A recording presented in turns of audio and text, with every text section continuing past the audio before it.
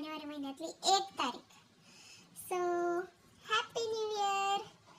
आणि सांगायचा मुद्दा असा होता की सिरियसली घ्या बरं. तुम्ही म्हणता हे सिरियसली घ्या म्हणते दात काढते, बट इट्स ओके ना गाईज. तर मुद्दा असा होता की जेव्हा तुमच्यामधून एडेचाळे करणं कमी होईल ना, तेव्हा तुम्ही लाईफ जगायची विसरून जाचाल बरं. त्यामुळं थोडंफार एन्जॉय करत राहा गाईज. पैसे कमवण्याच्या नादात एन्जॉय करायचं विसरून जाचाल. सो एन्जॉय करा आणि एडेचाळे कमी करू नका.